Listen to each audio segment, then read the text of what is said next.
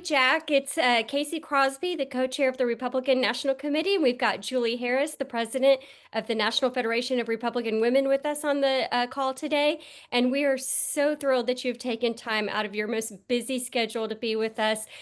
We know you are working hard. I can hardly keep up. I look at X and social media and see where you're making 10 stops a day. And the momentum for your campaign seems to be just insane right now.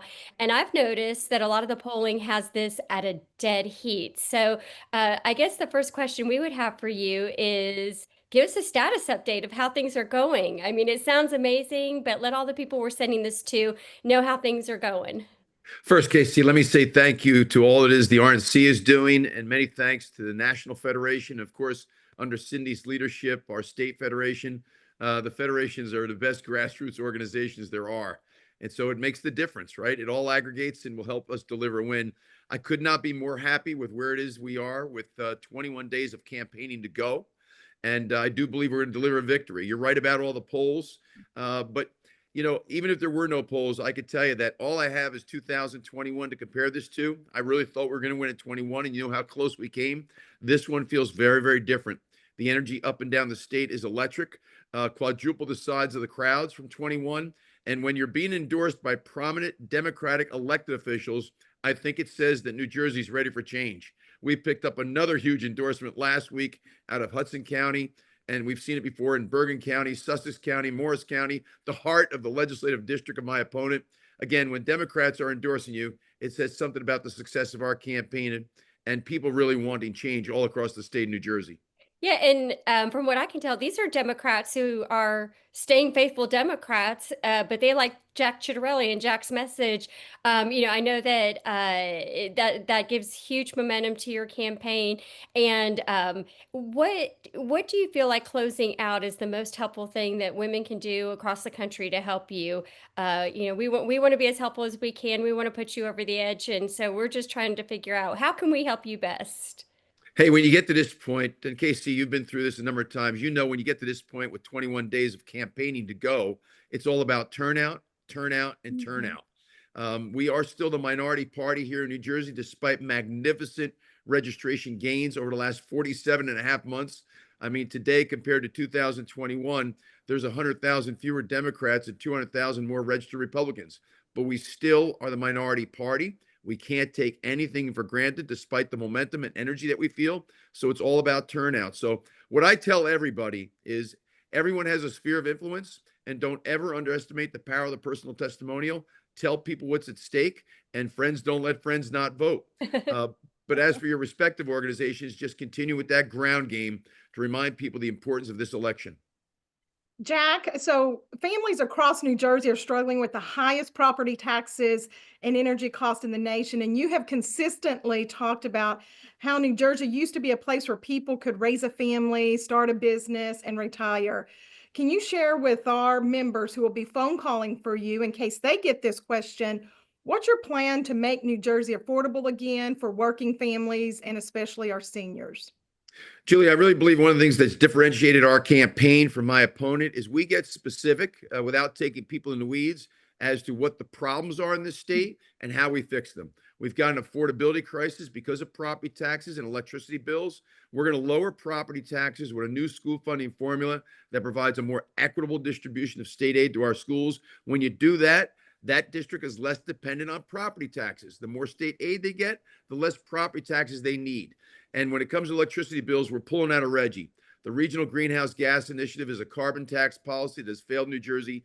I could save $300 to $500 million a year in ratepayer dollars for homeowners, tenants, and businesses annually by pulling out of Reggie. The Democratic governor of Pennsylvania is not in Reggie. We shouldn't be either. And then the other issues, of course, are public safety.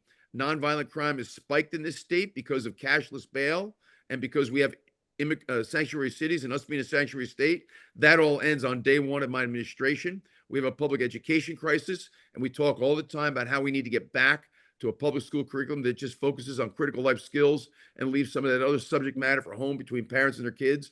And we have an overdevelopment crisis in our suburban communities, and we're going to stop that. We're not going to allow this social engineering to continue with all this high density housing in rural communities where there's no infrastructure, no mass transit, no jobs, only to put more idling cars on the road. only to take garden out of the Garden State. These are all the failures of the past 25 years that the Democrats have controlled our legislature, and the past 8 years that Phil Murphy's been our governor. And by the way, my opponent has doubled down on every single one of those failed policies. It's another reason why people are so excited about this race. Yeah, it's crazy for me how the Democrats just keep doubling down on the most ridiculous policies, and and clearly we see that even the good people of New Jersey are not for her radical woke agenda. But I'll kind of give you a little softball here, because I was watching your debate, and or maybe it was an interview. I'm sorry, I watched your debate, but I think this was during an interview where she was asked. I know from certain states, you have things that are unique to your state.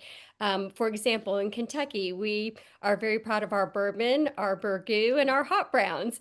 Tell me a little bit about the pork roll and what it means to people in New Jersey to, just have that pride in their state. And I know that you're a lifelong resident of the state of New Jersey, but tell me a little bit just about how those little slip ups and what it means to have pride in your state and how that is helping you during your campaign.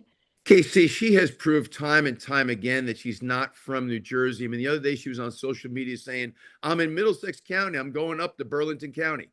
I mean, last time I checked, Burlington County is pretty far south Yeah. of Middlesex County. You don't go up to Burlington County. And the other thing she I did the think other day even is we know that as much as we've been in the state. well, listen, you've been here so much. I think we're going to start charging you property taxes, Yeah. Oh, and no, we I can't afford appreciate your it. presence. Not until after you're elected. Yeah. I mean, the other faux pas recently was making fun of pork roll. I mean, we've got four very distinct regions in New Jersey: North, Central, South, and Jersey Shore. Yes, there is a Central Jersey. I live in it. But in South Jersey, you better know where you are. South Jersey, it's all about pork roll. Up north, it's Taylor ham. So I will tell you that she alienated a whole lot of people by what she said about pork roll. But the other thing is, Casey, this is someone who has not campaigned south of 195, which is kind of the dividing line. Everything south of it is kind of South Jersey, and she's not campaigned. So I don't know if she's taking it for granted or she's cavalier about North Jersey, but I'm telling you what, we're going to beat her in every region. Yeah, I love it. Well, we're here with you. Julie, I'm sorry, I didn't mean to interrupt. It looked like you were getting ready to ask a question. No, I was just echoing. I love the message. We're committed. We're going to get the vote out for you, Jack. I Yeah, appreciate that. Listen, this is a person who's based her entire campaign on a stack of lies about me, her disdain for the president, and she can fly a helicopter. I mean, what does any of that have to do with changing what needs to be changed here in the state of New Jersey? This is a change election. I'm a change agent. Her party has controlled the legislature for 25 years. They've controlled the executive branch for 8 years, and nobody can say they're better off. Nobody. So we yeah. just have to keep pounding that message home over these last 21 days. Well, and I'm proud to see that President Trump has endorsed you, and he sees you as a change agent and somebody who's going to do a lot of good for the state of New Jersey. So, I will say, women, we know what to do. It's time for us to roll up our sleeves. We can assure you that this video is going to be seen far and wide, and we're going to have lots of ladies helping you close out the last few days of this election. Julie and I will both be there in person towards the end of the month, and we can't wait to see you and help as well. So thank you so much for your time today, and best of luck to you. And we'll be there with you. We can't wait. All right, guys. Looking forward Thanks, to Jack. celebrating together. We're very disciplined, as I know the federations are, and we finish strong. We win. So let's get it done. We're gonna do it. Thanks, Jack. You have a great day. Go get to work. All right. Yes, see ya. Hello, I'm Cindy Galenthan, President of the New Jersey Federation of Republican Women.